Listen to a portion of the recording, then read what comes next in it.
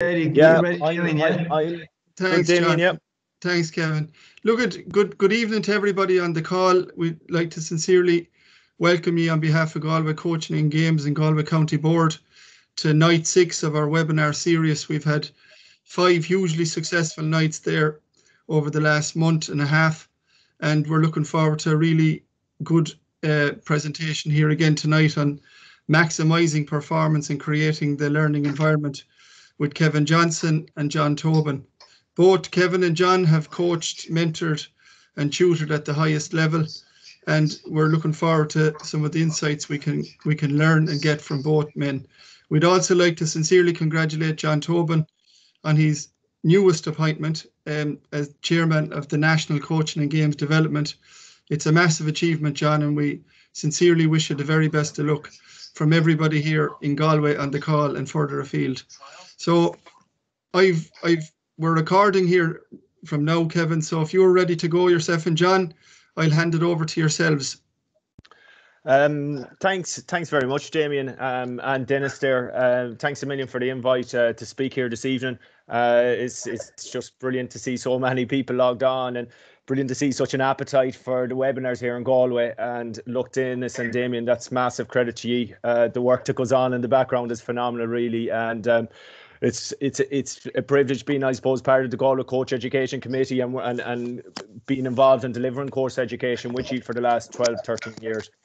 So I suppose I want to mention it's fantastic also to have John, the co-present with me for tonight's webinar. He's just a brilliant role model, really, for any aspiring coach out there. I had a few Zoom calls with John in recent days, and just, I suppose, his passion and enthusiasm for coaching is second to none. And I could listen to him all day, to be honest with you. So look, I'm really looking forward to even listening to John again this evening. Hopefully we will try and make the webinar as engaging and, to be honest, as relevant to all the coaches as possible. And you'll all be able to hopefully take something away from this evening. Just to start, I suppose, a little bit about my own background. I'm a school teacher in Closhend and Salt Hill. I'm a member of the Salt Hill Knocknacarra Football Club. And first, I suppose, I first got involved in coaching, I suppose, in my 20s with the club and different school teams, and from there I suppose I developed a real flavour for it. I've worked with club underage, club senior, school, college, Galway minor and Galway academy teams for nearly 13 years now. So it's just been a fantastic and brilliant journey for me, to be honest. In recent years, I've been manager of Ballintubber in County Mayo. We had a great run there in recent years, winning back-to-back county senior titles in 2018 and 19.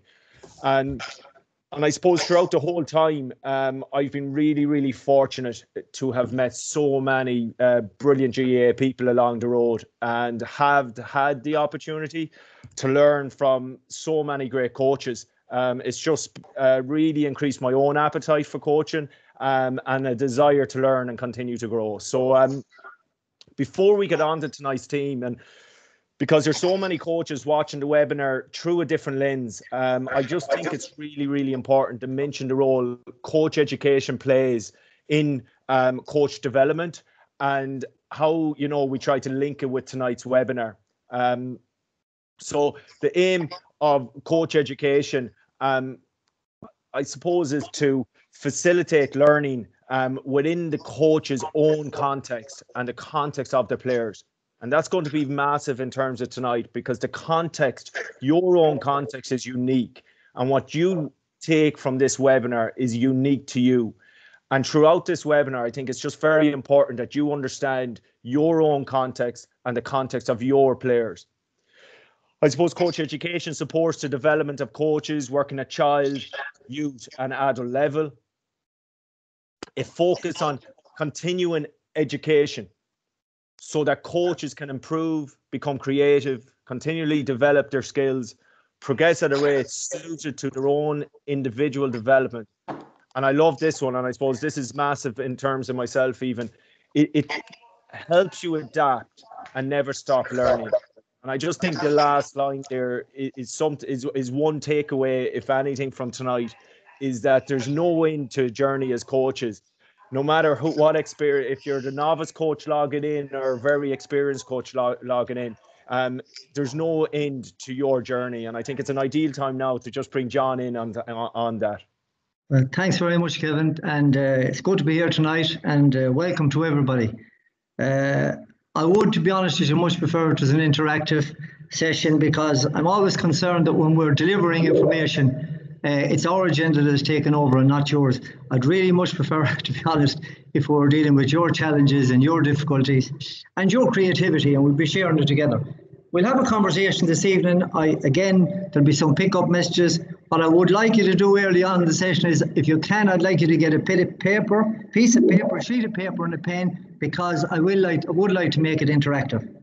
As Kevin said, I've had a long innings. I played with some marvellous players. I've coached with some marvellous people. I've managed with some great people, and I've worked with some great administrators. I've had a mixed relationship with referees, but I have to say I admire them. They do an absolutely fantastic job, and we wouldn't be able to have our game without them. All of those instances and all of those people all gave me the education that I have.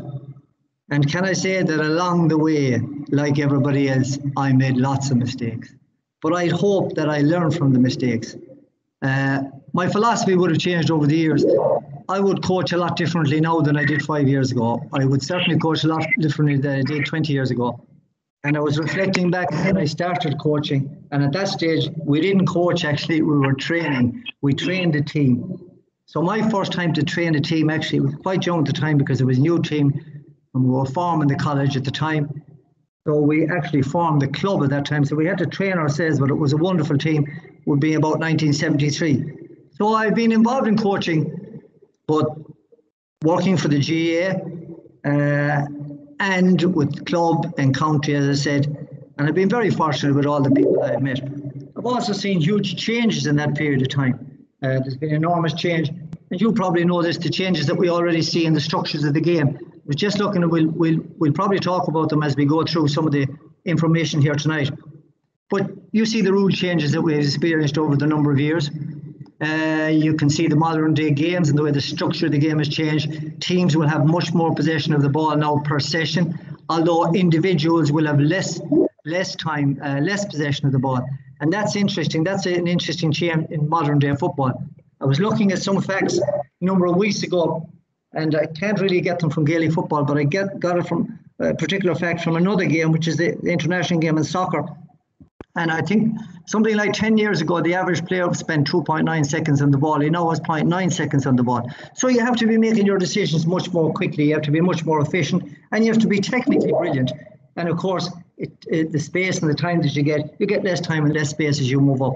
I'm also very conscious of the full array of coaches that I'm speaking to tonight. I know some of you, and we speak about this and we talk about the player pathway. Some of you will be training under 8s and under 10s. Some people will be training teenagers. Other people will be training seniors. So I hope we can give you something out of tonight. As I said, it's difficult when you're dealing with the range of the continuum that we have this evening, but I hope that you'll take something out of it. The literature and the information the GAA was very, very sparse. I think in 1977 or 78, I would have given my first coaching course. At that stage, it was in Gormiston, and I don't know whether you'd remember the people, but actually, I think both of them are dead now. Two great guys. One was Joe McGrath, who became a great coach of Waterford, and Cork. He was a Cork man, I think. And the other guy was Joe Lennon, who people might remember played for Down, and he was an absolutely fantastic coach. So I was very fortunate to work with them in 1978 in Gormiston. At that time, people came to Gormiston for the week, and you had a week-long course. You were residential for the week, and you had a course. And I was lucky enough to deliver with those, and Mickey Ned O'Sullivan was there at the time delivering. And then Pat Daly came along. He became the head of games in Croke Park. And Pat really was the first person to start, who was very, very creative and started creating coaching resources. And the first book that he created was the Complete Guide to Gaelic Games. He subsequently followed that up with what was known as then the O2 model, which we're probably going to lead on to. And now, believe it or not, this week the GAA are launching another iteration of the O2 model, and it's called the player pathway. So I'd like you to just look at the O2 model at the moment. If Kevin wants to put it up there, you can put it up in its entirety there, Kevin. You can see that what we're looking at is we're looking at the child, youth, and adult. Now, the model is interesting itself, and I just want you to remember that this is a model and a framework, because people will mature physically, biologically, socially, psychologically at different rates. So we're generally looking at the capacities that, well, coaches were looking for some guidance and some information of the various different capacities that the players probably should have at various different stages in their career. But again, we're quite specific in that. You can see that 4 to 6, it's actually under 7 at the moment, 7 to 9, 9 to 11, 11 to 13, 13 to 15, 15 to 17, and 17 to 21. They're the cohorts that they're looking at the moment.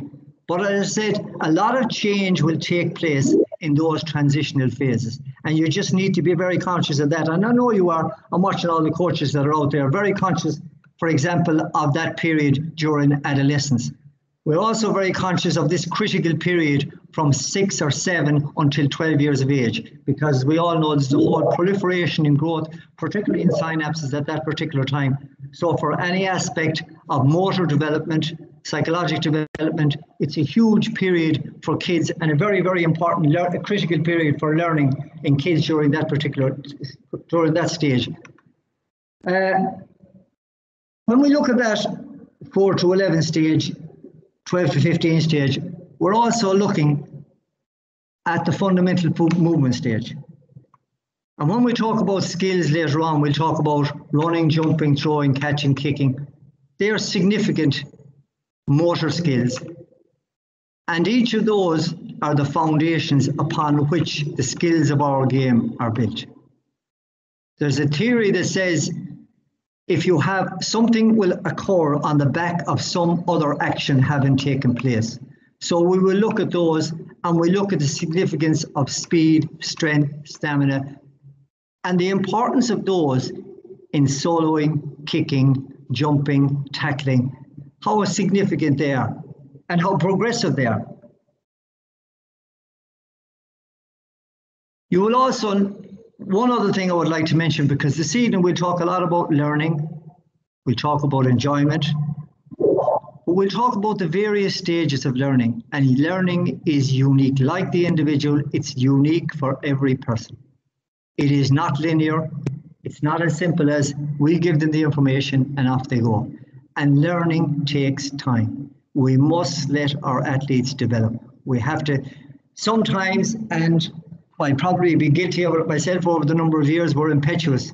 We think if we give somebody information, we think that if we demonstrate something, if we show it to them 2 or 3 times, that they're going to have it within the next 10 minutes, within the next 15 minutes, within the next session. And we talk about, I think it's Eric Anderson's theory about the 10,000 hours, how he came to distinguish the experts from the novices. And he went back to time. It was deliberate practice. And we'll talk about that later on in the evening. But I just want you, again, to go back at that. As I said, the player pathway has been launched at the moment. It's the FTEM model. And F is the very fundamental one, fundamental stage 2, fundamental stage 3, talent stage 1, talent stage 2, talent stage 3, talent stage 4, and then you move on to elite. And each one of those periods references a particular stage in a player's development. Again, can I say it's not linear, it's progressive, it's sequential, it will happen in its own time. I suppose it's quite a while ago since somebody says to me, everybody learns in their own time. The teacher arrives when we're ready. The teacher can open the door, but everybody has to walk through. Thanks, John. And I think that makes, I suppose, the idea we're talking about growing and evolving as coaches as we develop. I also think that GAA coach education and the GAA themselves are also involved, and that's where this new model is coming from. And that idea about moving with the times it's just fantastic. And I suppose the next topic there is to look at the challenge for coaches. It can be very challenging to adapt our approach to a new group, whether you're a child coach moving up with your team or whether you're moving with it from an adult group. As I said earlier, I'm working with development squads or Galway, I'm working with school teams, club teams, senior teams. It's very different, and being able to adapt is a big challenge. Being able to adapt to different individuals within your group is also a challenge. But to create the right environment for learning, and the learning environment taking in account the different capacities that exist between child, youth, and adult, that's a difficult challenge, and a difficult challenge for the best coaches. And I suppose tonight's theme of maximising performance, what I'm talking about with maximising performance, obviously we're trying to maximise our players' performance, but we're also as coaches trying to maximise our own performance and trying to be the best coach that we can be, and at the same time making players the best that they can be. And we've broken it up into three. And I suppose it'd be known in GA circles as the Coach 10 model, but it's about the know what, the knowledge of the game, first of all. And as John mentioned, the GA developed the O2 model now, nearly 15 years ago. And it's the basis of coach education for the last 15 years. Your award one course, any of you that have done it, the modules are broken up in relation to the O2 coaching model. It's probably the one model that anytime I work with a team, whatever team it is, the very start of my year, I'll put up the O2 coaching model and I outline my vision, my plan, and we're going to stick to this. We're going to improve using this. It strives towards total playing performance. That's the idea. We will then move on, I suppose, and talk about the learn how. And when I say learn how, it's the games-based approach. It's purposeful, age-related activities and challenges. We'll talk about the qualities of an effective coach and the attributes of what we feel looks like an effective learning environment. And the key to all of this, the coach maximising performance, the players maximising performance, is that coach-player interconnection. It's key. It's the key to maximising performance of everyone. It's the interconnection, the connection between the coach and the player. And that's really going to be about values, relationships, and your qualities. And finally, I suppose the big buzzword now, as we move on in sports coaching, is the know why and understand why. And it comes down to building management and leadership through a process of experience and reflection. And this idea of reflection, and I know myself, John mentioned that he's changed coaching, he's changed his own coaching philosophy. It moves, he develops. I'm the same. The way I would have started coaching maybe only 10, 11 years ago and how I coach now is completely different. And that's true reflection and experience. And I suppose we're starting with the know what. What does players expect? And these are just the fundamentals. These are the basics for any coach to understand. What does your players expect? If you're a child coach, youth coach, adult coach, it doesn't matter. They expect the same. These are the minimum expectations from any coach to create a fun, enjoyment atmosphere, an environment to learn and improve, to be challenged, good planning, be organized, good communication that gives continuous feedback, outline realistic, specific goals and targets. And I think the big one there at the end is the coach that cares, this holistic approach.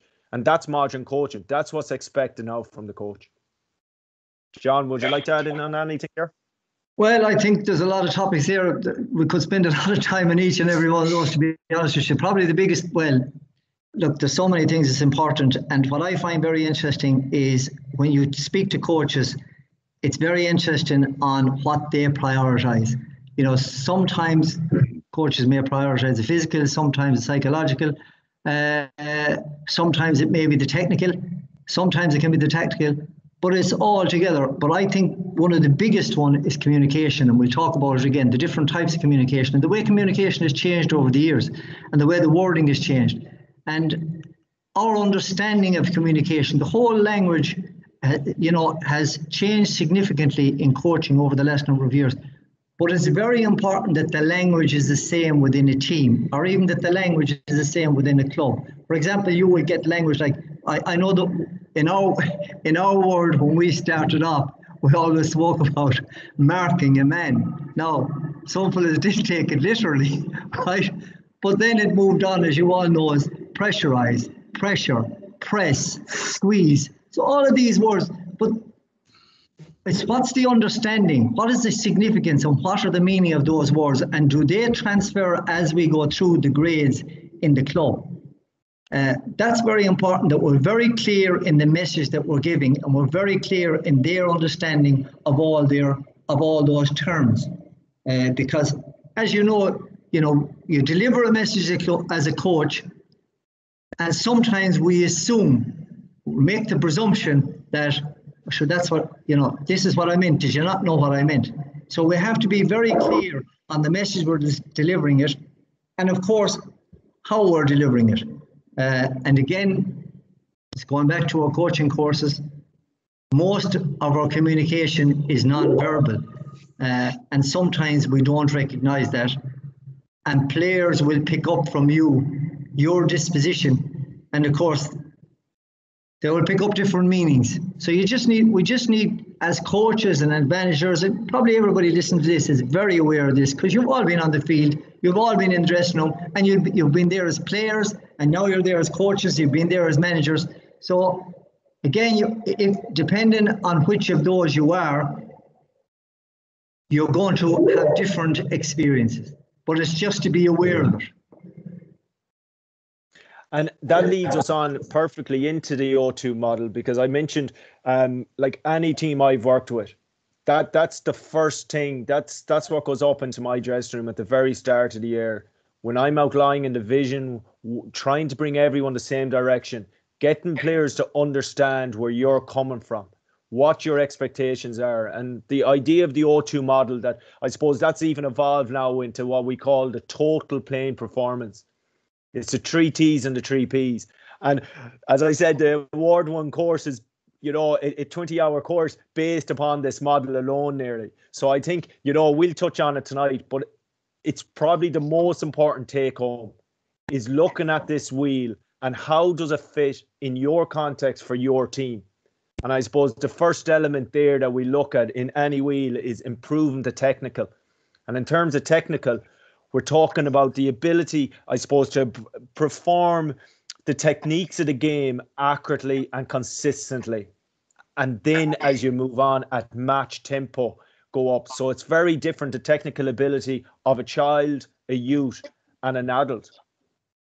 John, you've a bit on technical ability as well, I think. Well, I was just saying technique interests me, right, for lots of reasons.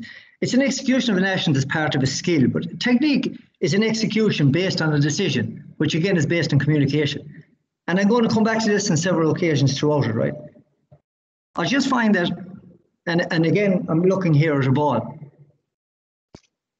Every action is subordinate to the result of that action. So our feedback all of the time is the execution of the action. For example, if I'm kicking a ball against a target and the target is 1 by 1 and I'm not hitting the target, then I'm getting feedback.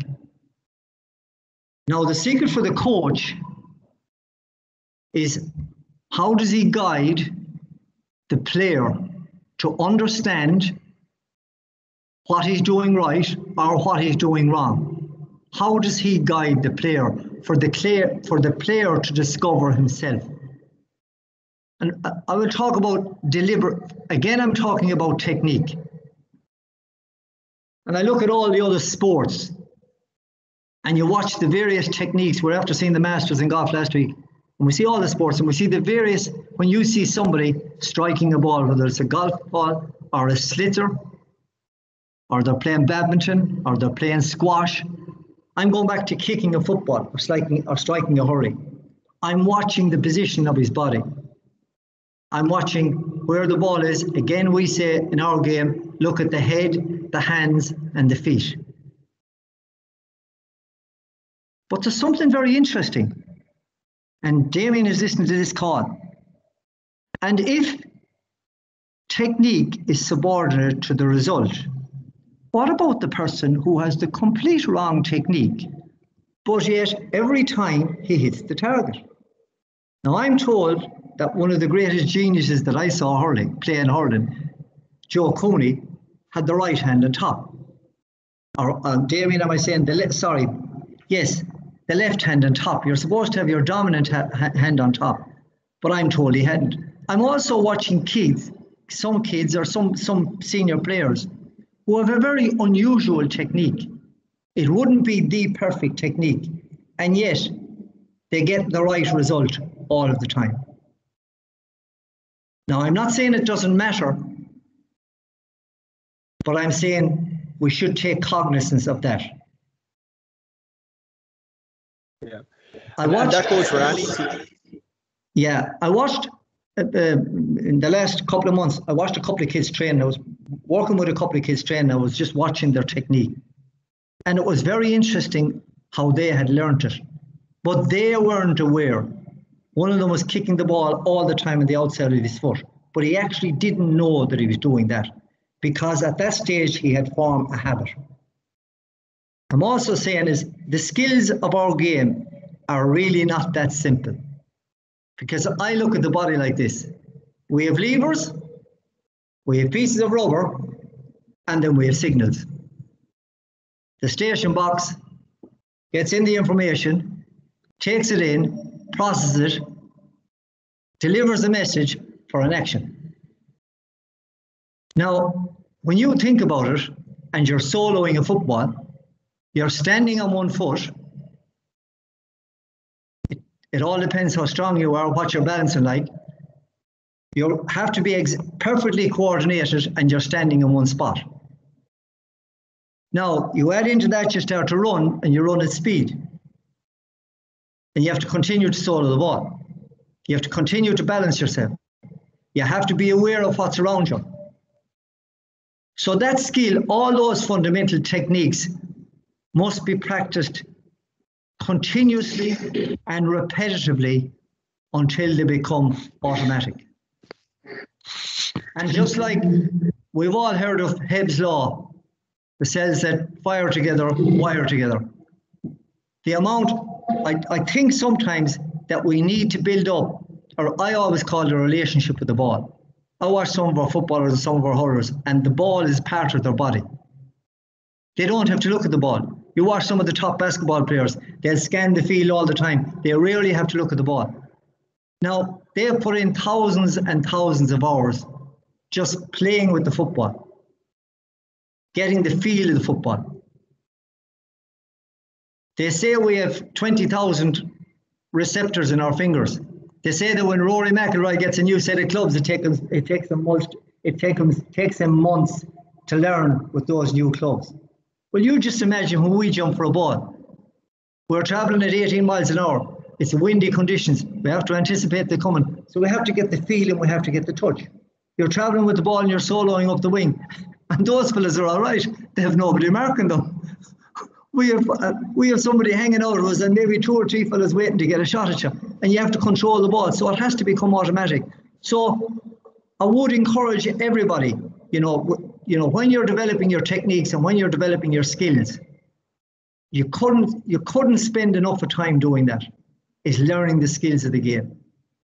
And that moves then, you move into then the tactical prowess that you're trying to develop in your group, and also the team play you're trying to develop in the group. And these are what we call, I suppose, in our wheel here, the technical, tactical, and team. The 3 T's of the total playing performance. Yeah. And I suppose the tactical then and the team, John, would you, in terms of the board, would you try to coach them together? When we say tactical, we're talking decision making. When we're talking about team, we're talking a little bit more about the tactical ploys and the synchronized movements.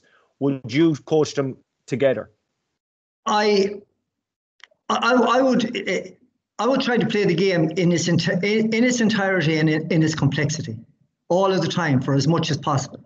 Now, again, I would like people to take on the message, and we all know this, right?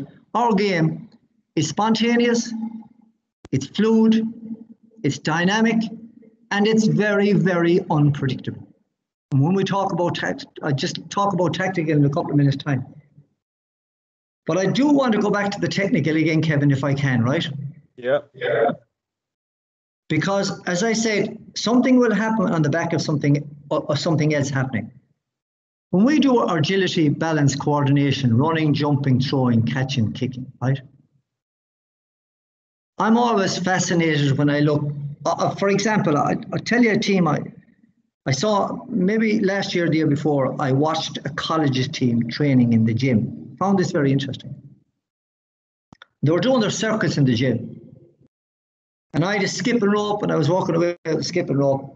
And I called a few of them over, and these guys were 16 or 17. I called a few of them over, and I said, listen, do me a favor, I want to see you can skip there, right? And I couldn't believe the number of them that couldn't skip at a fairly intense rate. So then you go back to your basic running, your mechanics, your technique of running. And so if you can't run, you can't play it. Michael Jordan would say, if you can't shoot, you can't play. So I think this is also, we talk about learning to perform, learning in the early stages there, the 4 stages was learn to play, learn to perform, learn to compete. I think there should be 2 other stages. I think there should be learn to, first of all, play for fun. It's the first stage. The second stage, and that's learning your ABCs. That's doing your ring of Rosie. That's doing your skip. That's doing your touch game. That's doing your tick game. All of those games are building your agility, your balance, space awareness. All of that's happening. And I'm always fascinated by senior intercounty players or senior club players. When you start to do those little individual games with them and little teams games with them, they love it.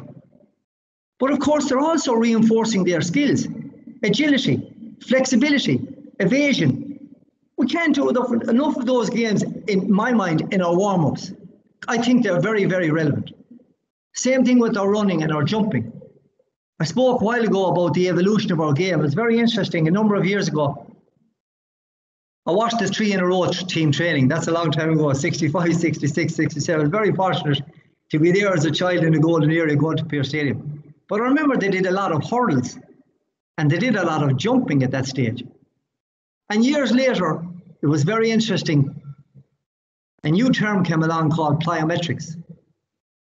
And really what it was bounding. The 3 in a row lads were doing that. It was running, it's back to running and jumping. And then we had another concept that arrived after that was SAQ, speed, agility, quickness. And again, it was another iteration of that. But it was really back to all informal play and all developing the basics and the importance and the significance of the basics. Because if you haven't good balance, how are you going to kick the ball? If you haven't got a stable core, when you're standing on one leg and you're under pressure, how are you going to deliver an accurate pass? So you have to, I'm a great believer in developing those, and a great believer in continuing those on in some form or other all throughout your career. I'm sorry to be going back to that, Kevin, but I just think I think that's, to me, it's very important. That and it goes, it's back to the fundamentals. And sometimes we move too fast in development to players and what we're trying to do, and we move too fast and we leave out some of the most important technical side of things. And when they get older as adult players, it's too late. Yes. And as I said, when we're learning and you learn the skills of the game, what you're trying to do really is to become automatic and autonomous at those skills of the game, so that You don't have to think about those. You don't have to you don't have to think about it. You don't have to concentrate on it, because concentration is something that you require in the course of the game. You want your reservoir as big as possible. So you don't need to concentrate on any of those aspects. When you come down, how to deliver a hand pass, when you deliver a hand pass. And again, Kevin, I think the skills of our game are difficult enough in this sense, that remember, when you're kicking a ball 5 meters and you're kicking a ball 50 meters, you will only recruit the force that you want to kick that ball 5 meters. You must recruit more. There's much more motor units you have to recruit if you want to kick it 15 meters. If you want to kick it 20 meters. So you have to learn. And learning that touch, it's not that easy. I think a handball alley is absolutely fantastic, or this wall ball is I think they're brilliant concepts, because that's where you learn the touch, and that's where you learn, as I said, the deliberate play. If you go to some place where there's targets on the wall, and if you're not hitting the target, then you should be learning yourself. That's called deliberate learning. Why did I not hit it? Can I reflect for a minute? You can go into a wall and just kick the ball up against the wall and catch it, and kick and catch it, and kick and catch it. But you must be reflective, and the coach must be reflective. If they're not getting the result, let's challenge the player themselves to see, why didn't you get the result? I don't think we should be telling them, by the way, because there's no. And again, I think as a coach, I think what you need to be, I always say, you need to be the guide on the side, not the sage on the stage. Yeah. And if we learn something ourselves, we learn it ourselves. We're learning it instinctually, intuitively. And I think I spoke to you the last night about choking. Choking is a result of, and everybody chokes. Well, Rory McIlroy says they do anyway, but everybody chokes. Choking is a result of us going back to our logical thinking, going back to our rationale, trying to rationalize through something. Whereas if we learn it instinctively, we actually don't think about it. We do it instinctively. And when the ball is dropping in midfield or the ball is dropping in full back, you have to react. Now, again, that's moving on to the tactical aspect. And it makes the tactical a lot more easier then, because if you're a 2-footed player, you've more decisions to make. Yeah. And it makes your decision-making process much easier and much more difficult for the opposition and the defender to mark that. Yeah, I always thought a number of players, but I always thought Pádraig Joyce was just one. I thought Pádraig Joyce was unmarkable. I felt sorry for people that used to mark him, because a number of things really. He was equally as good with his left as his right. You just didn't know which side he was going to go. And if you played behind Pádraig, you kind of had to play behind him. When you did, he could go any side. So, he had so many strings to his bow. A lot of our footballers have. Look at our senior footballers at the moment and our senior hurlers, right? Both sides, nearly every one of them are both sides. They're beautiful on the ball. They're so comfortable on the ball. And they're unpredictable. And we'll talk about that when we're talking about tactics in a minute. We'll talk about predictability, anticipation, and unpredictability. They're unpredictable. They're unpredictable to the opposition. And if you're unpredictable, you're a pain. You're a pain in the head for a back, because he's not sure what you're going to do. So the more strings you have on your bow, the more skills you have, the more capacities you have, the more unpredictable you are to the opposition. So, players, all of our great players, that have patterns and they play to patterns, but they can also be unpredictable and very, very creative, very instinctual. So you're a defender, they're a headache. By the way, I would apply the same thing to our defenders and our midfielders. Very creative and very unpredictable, very skillful, particularly in the modern game. The modern game, you have to play every place. So you have to have an awareness of the significance and the function of every role in the team, because you can find yourself in any one of those roles. And we talk about that in a few minutes when we talk about tactics, because we talk about the principles of the game. Yeah, and we might actually move on when we go on to the games based, John. We might actually go back to the tactical and team play and talk when we're doing that module here. Is that all right? Yeah. But just something interesting about it. I had an inter-county footballer the year before last. This is going back to the technical again. An inter-county footballer about 2 years ago. Actually, he wasn't from here. He wasn't from Connacht. He was having difficulty scoring. So he said, well, I went anyway and I met him and I said, right, listen, we'll do a couple of sessions, right? So I was watching him kicking the ball. And I was looking at his technique. I was looking at his approach to the ball. I was looking at the intensity in which he was executing the technique or executing the skill. So I got an idea. So I just got a little contraption and I put it on the crossbar, right? And it went 1.5 foot out from the black spot and 1.5 foot out from the back spot. And it went about 1 meter up. And I tied a teddy bear onto it, into the center of it, right? So we started working. I couldn't believe the difference in that guy in 2 months. And subsequently, it's just little things you try all the time, Subsequently, I met him anyway. Actually, he had a good season with his club. But I met him afterwards, and I knew his scoring rate was very high. And I said to him, what was the secret, right? Of course, it was obvious, the teddy bear. He said, every time I got the ball, wherever I was, he said, I was very conscious. And this again is something we build in tactically, is your awareness of where you are in the field. The good forwards really very rarely have to look at the post. They know where the post is. And they know that where they are in relation to the post.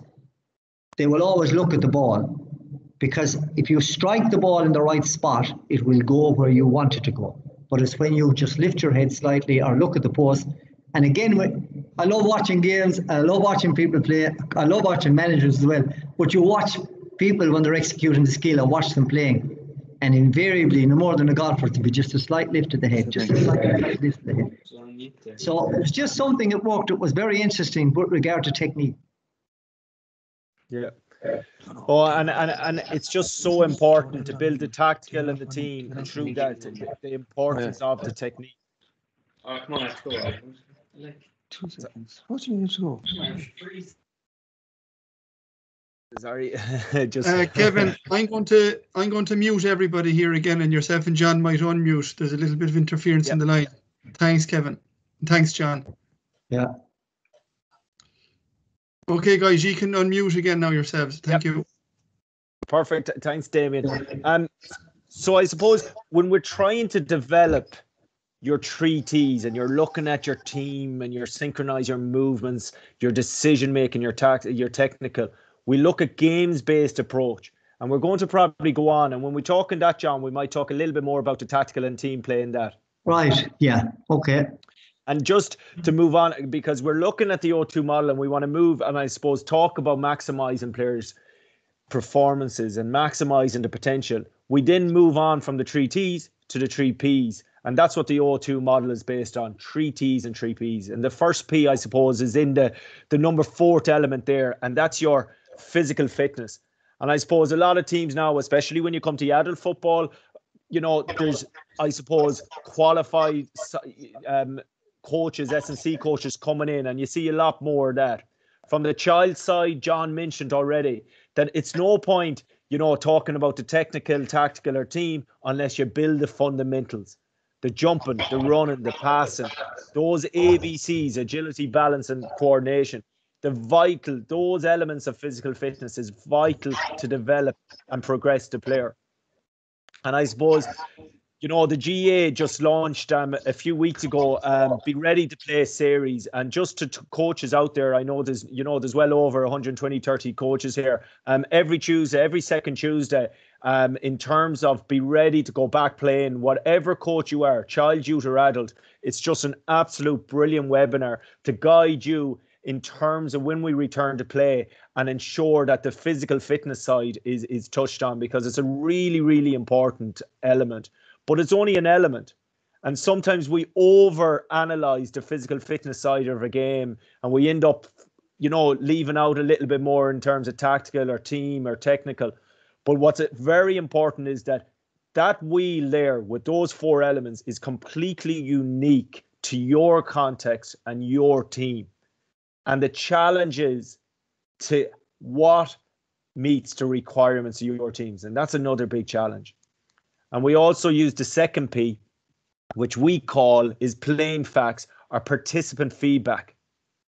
And we look at participant feedback, and it's becoming, especially, and I keep going back to the different areas of players, but in adult football, like, I mean, the likes of using stats has become more and more popular. You know, it helps us identify strengths, weaknesses. You know, we all probably use our typical KPIs now in games with, like, you know, turnovers, wide count, you know, score and all that. But the whole thing is that not to overload the player, to understand participant feedbacks. We could have 2-3 hour conversation on it here. There's so many different technologies out there in terms of using for feedback or for playing facts. And I think the most important thing about any participant feedback is how you feed it back. You know, the data is one thing, but how you feed it back to the player is massive and really important. And I suppose the third P is that psychological focus. And it's in there for a very, very good reason in the middle. Because as any player knows, you know, if you feel that your coach has helped you develop technically, that trainings has been based tactically and team play, and that you have a right system and you understand your role within the team, you feel fit enough and healthy enough to perform those tasks, mentally you are in a really, really good place. And that's when you can, as a player, maximize your potential. And we talked in about those 3 C's. This is what our agenda is. This is what we want to do as a coach. We want to develop those 5 C's. I suppose it's competence, confidence, commitment, conviction, and connection. A coach that can develop those 5 C's using that model, and again, will maximize and will have a massive chance of maximizing potential in a player. And it's not linear, and it doesn't work the same for child, youth, adult. It's completely different as a player grows. But it's a model that I've just used. I just think it's brilliant. It's used in all different sports. But it's a model that, you know, we've just spoke 20, 25 minutes about.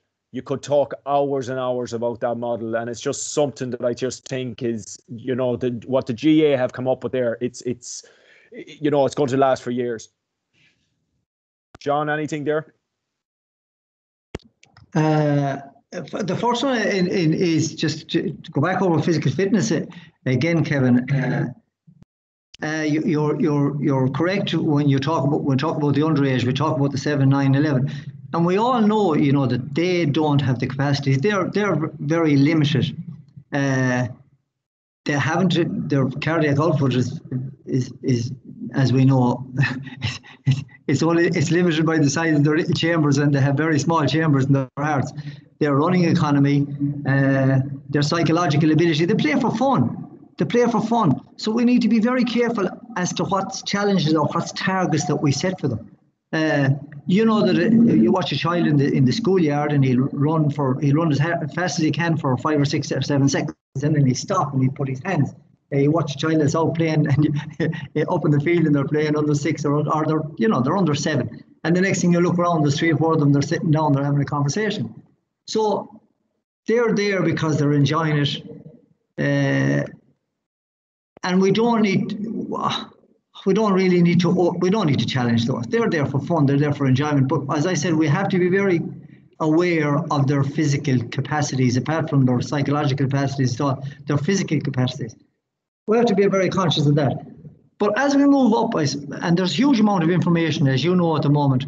Look, when we talk about learning, we talk about information and experience. That's ultimately what we're talking about. Information, experience, and it's all underpinned by your feeling and emotion.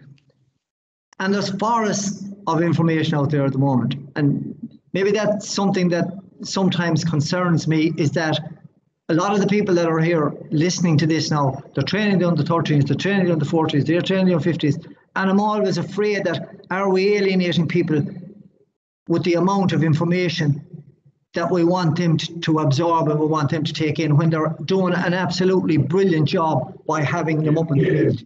Because can I just say this, that anybody that goes out into the field with a whistle, and if they don't say anything, learning is taking place.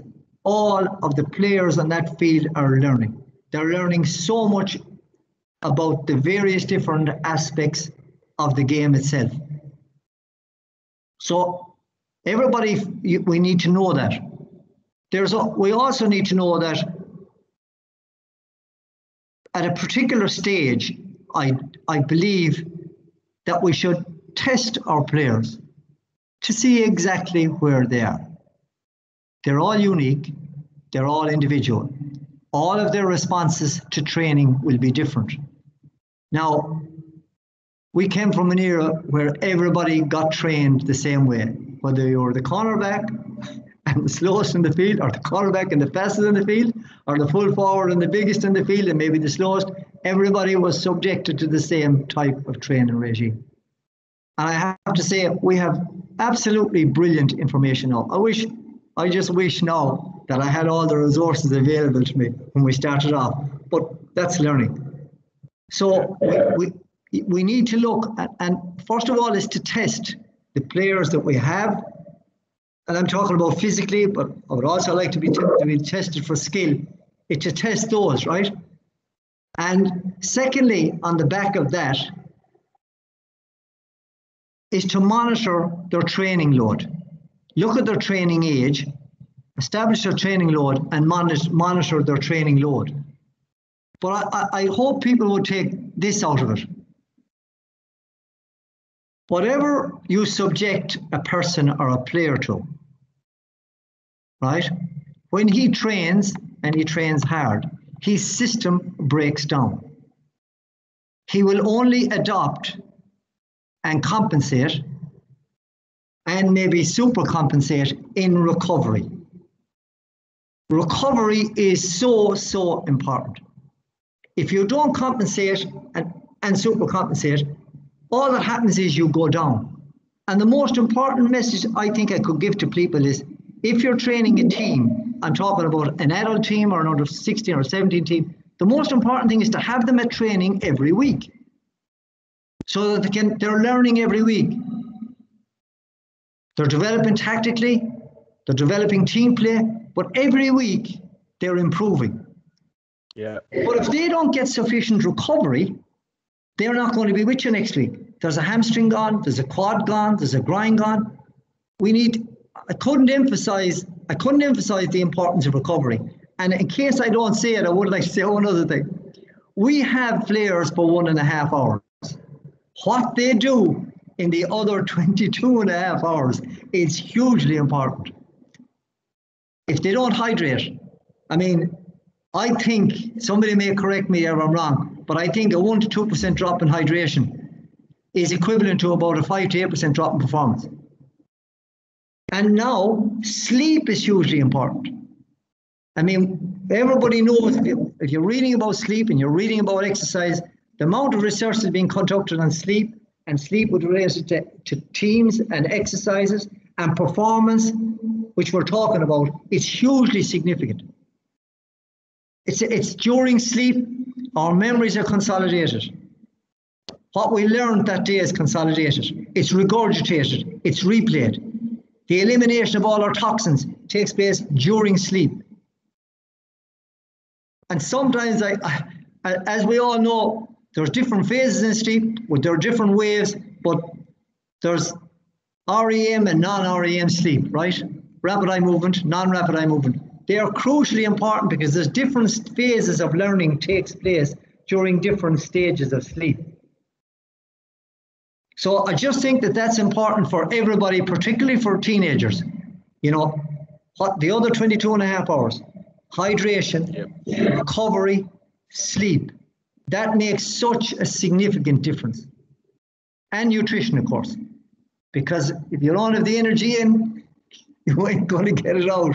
You can't get it out if there's not in the tank. So just mention those things there, Kevin, which, you know, I won't even talk about, because I just think I don't really want to be that prescriptive about physical training, because I think a lot of our training should be done with the ball. I also think it'd be complemented. I would have different opinions over the number of years on how we should train and when we should train. Obviously, I think we're fortunate tonight, as far as I know, to have Des Ryan on. Des has been fantastic to us in Galway, as a lot of the managers will know, and fantastic to us in Connacht, and fantastic to the GAA. He's an absolute mine of information with regard to this. But I mean, He's the expert in it, and he will tell you, you know, the importance of these simple things for training. Just simple things, the significance and the importance and the impact that they can have on your performance.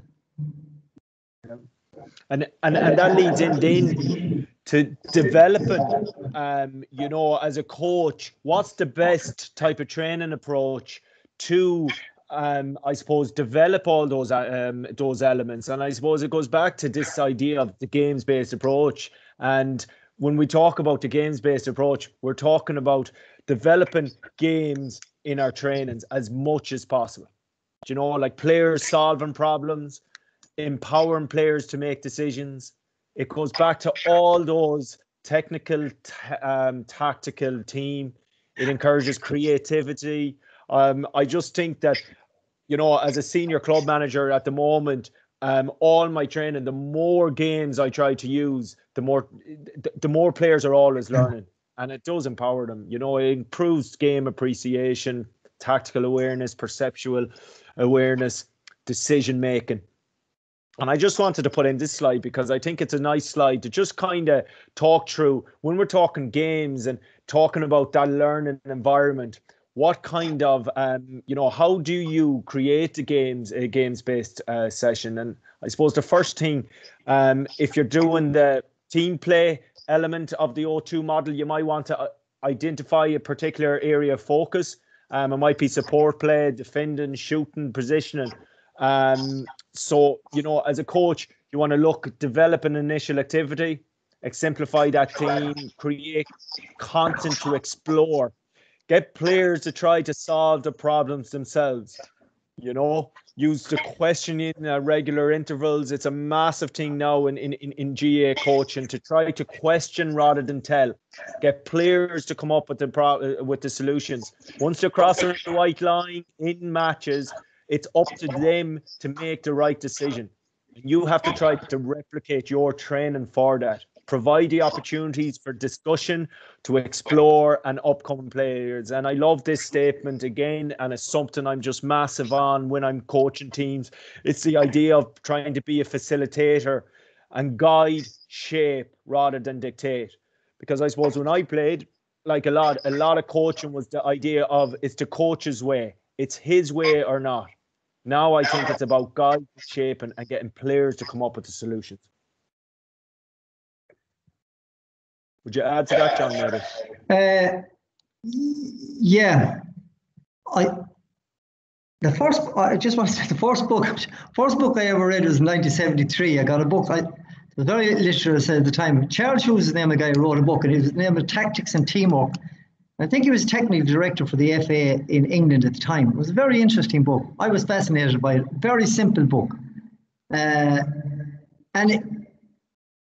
He said there were three elements to the game. Fitness, this is 73 now, before a lot of the stuff come aboard. Fitness, he says, technique and understanding. And it was very basic. I thought it was fantastic. Fitness, technique and understanding. Of course, he was referring to, I'd say he was just referring to skill acquisition when he was talking about technique.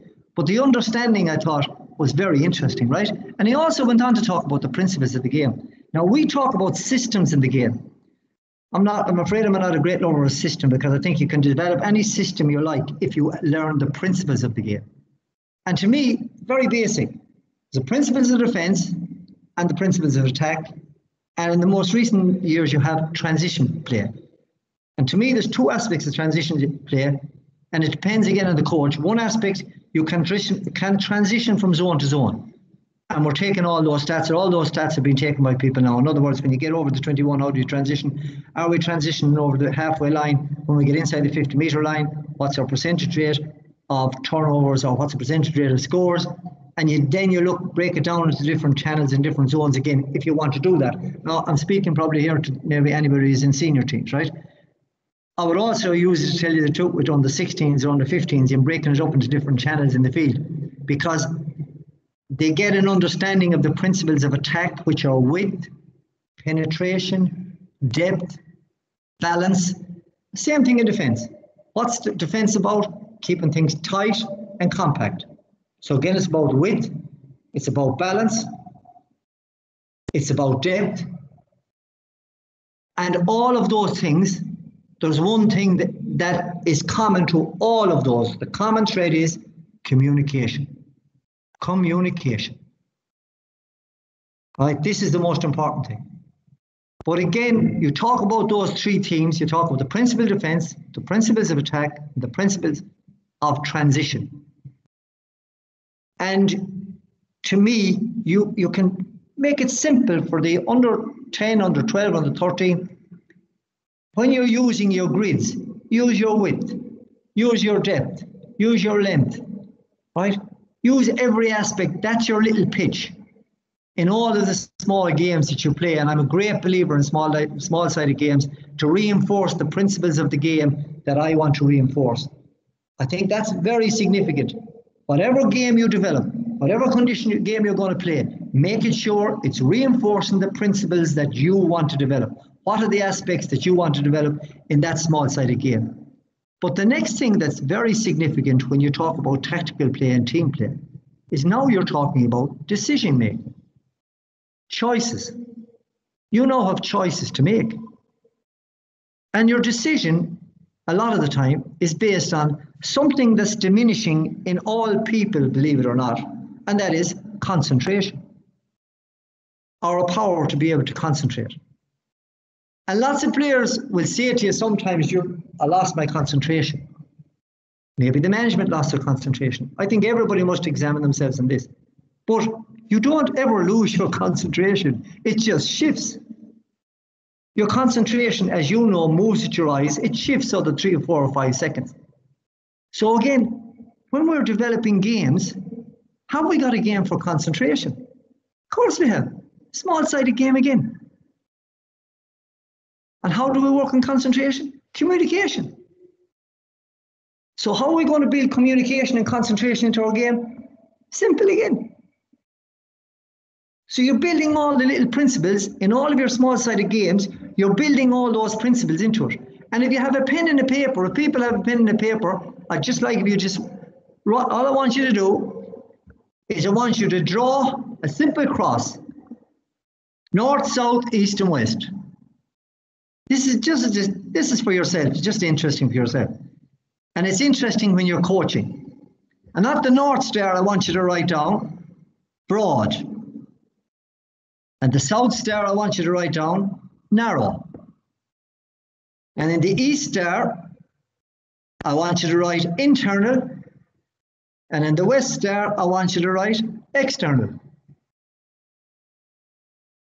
Now, you have north, you have broad, narrow, external, internal. Your concentration at any given time is in one of those quadrants. I'm not going to go through it with you, but if it's broad and external, it's up here. You're watching the game, right? If it's narrow and internal, it's your thoughts, your visualization. Now I'm going to challenge you the next time you're watching a game, whether it's under 14 or under 16, I hope it's not in the not too distant future. Watch your corner forward when the ball is up the other end of the field and see where his concentration is. Watch your corner back when the ball is up the other end of the field and see where his concentration is. It's just an interesting one. But you can help your players with that. It's a difficult one, but again, it goes back to decision making. And decision making, it's not easy because, as you know yourself,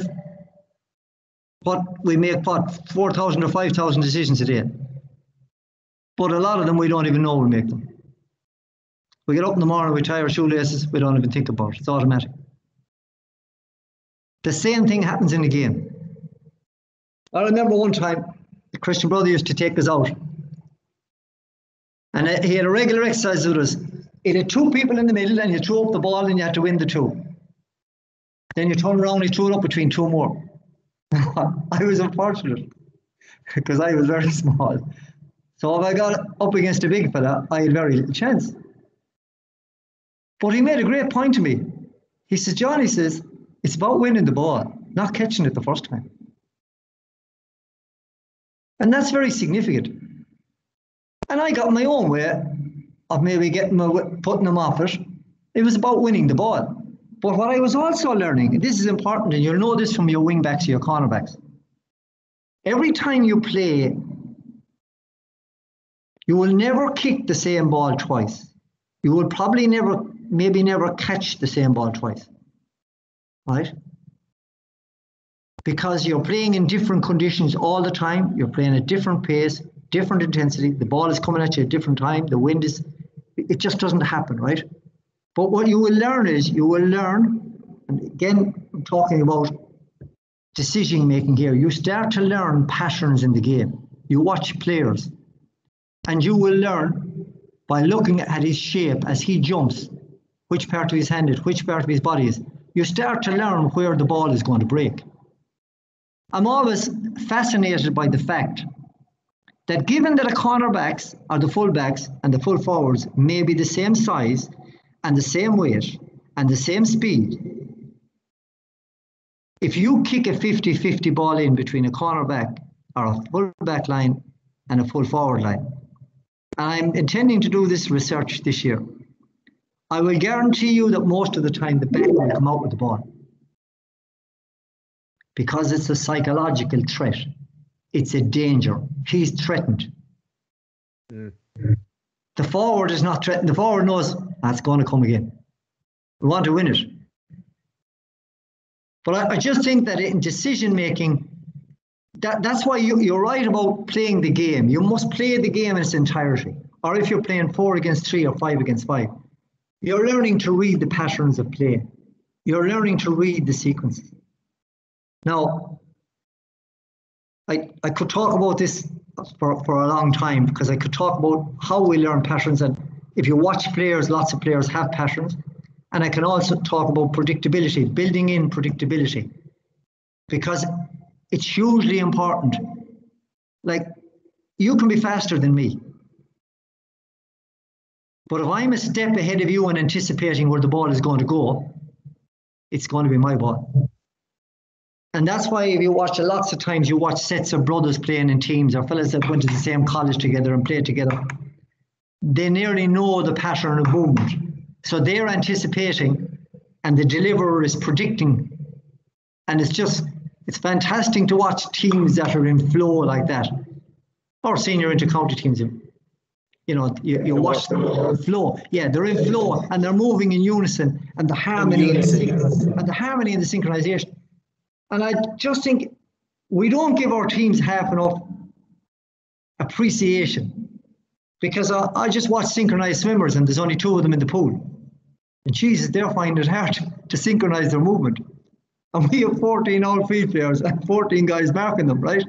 And yet they're synchronizing their movement perfectly. It's perfectly orchestrated.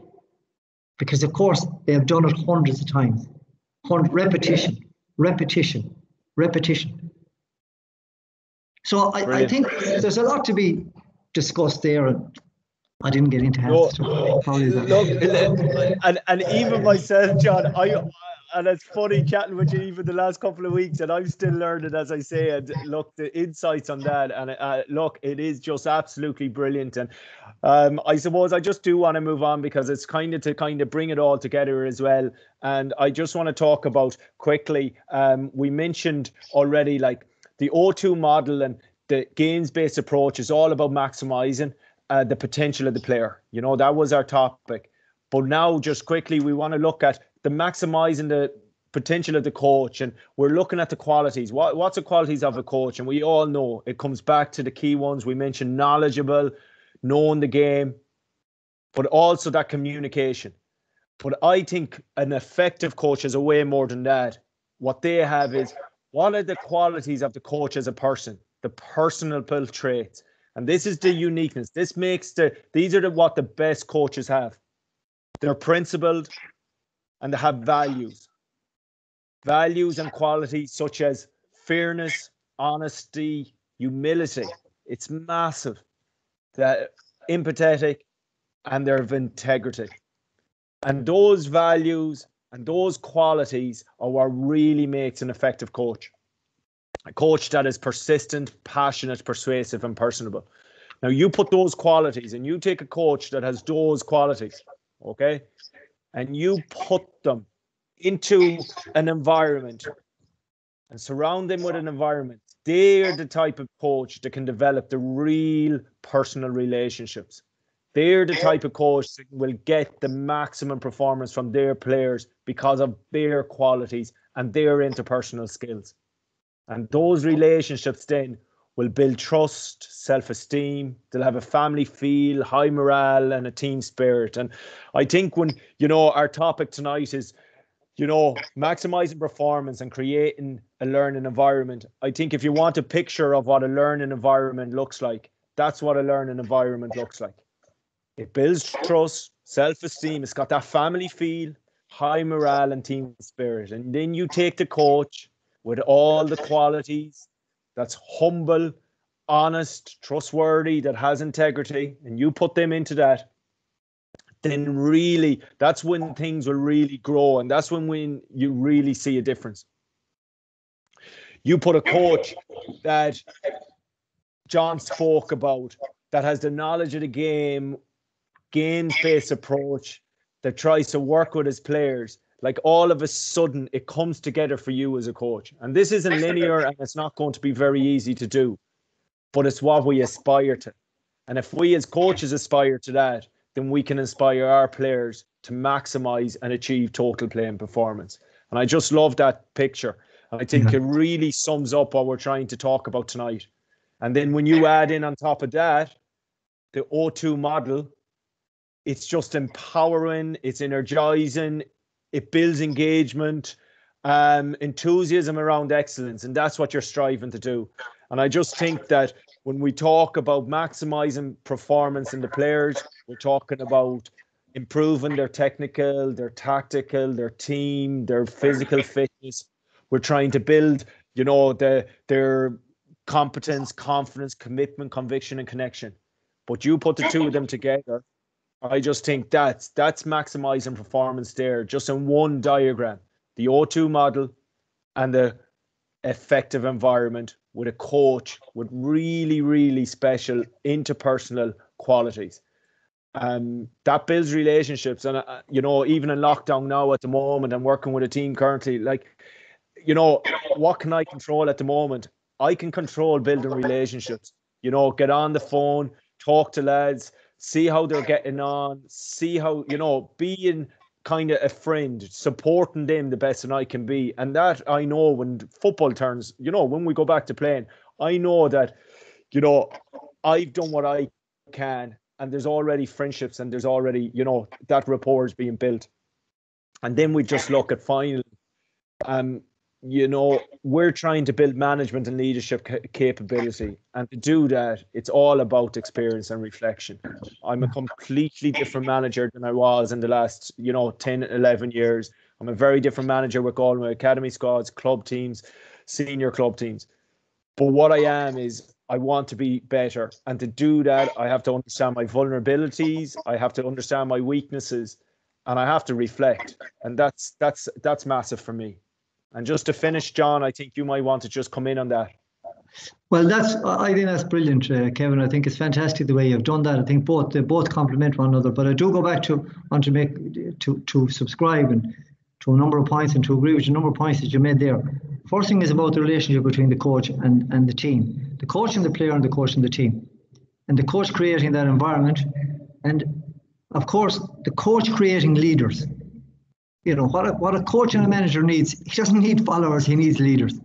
And and that's what you look for in a team. And we all know throughout all our careers, we recognize the people who were leaders and the contribution that those people made. So it is important. And there's also, I think maybe in the last few years, for a while, you look at yourself, and I think it's very important that the coach and the manager looks at themselves. Because sometimes, the team can be constrained, can be restricted by the limitations of the coach or the limitations of the manager. So the manager, we need to be reflective on ourselves. We need to look in and say, it's not, and this is something I'd be very strong on is we have wonderful matrices and measurements and evaluations, various different metrics in which we can measure players. And I know as a coach and the manager for the last number of years, what I was looking for and looked at great is how can I measure myself? What was my performance like on the day?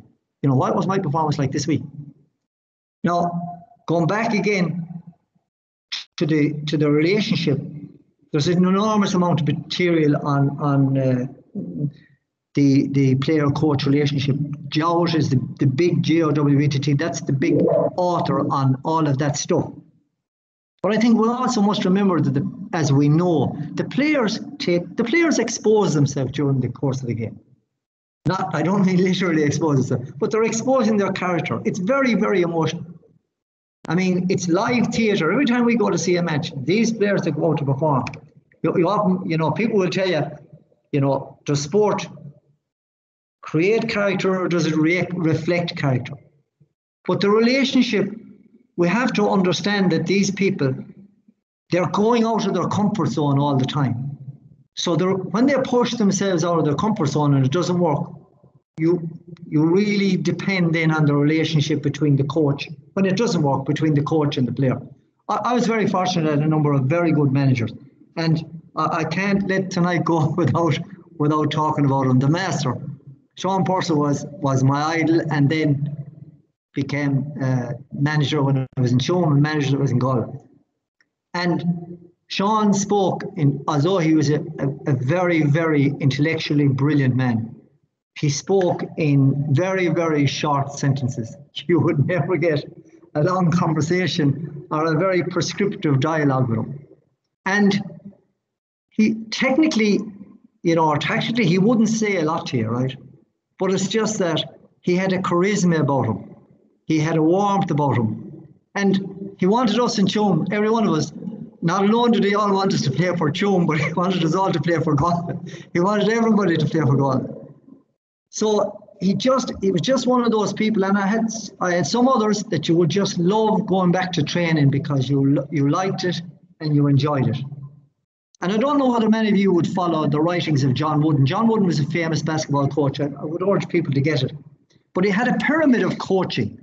His model of coaching, his pyramid, his model of coaching, his philosophy of coaching. It's very interesting because the first foundational rung of that model, it's very interesting. It's loyalty, industriousness,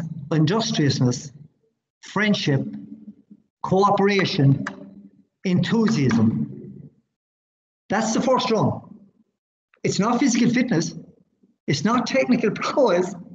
And interesting, the second one is even more interesting. Self-control, alertness, initiative, and intentness.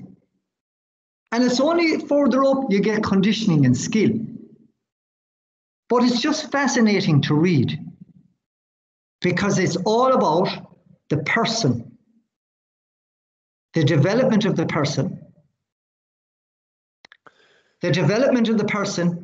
with the player, the respect that you create within the player.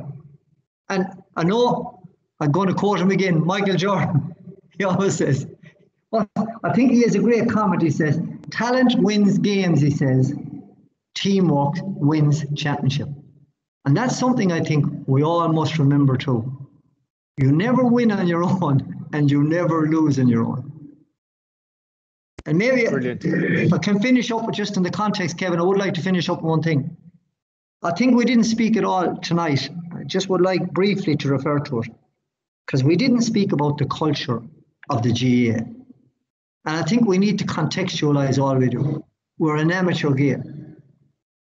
I feel so much for our inter-county players with the amount of time that is being consumed on training by them. I think they give us an enormous amount. I think that when we all start, the way I look at it is, I think the default mode for all of us is I.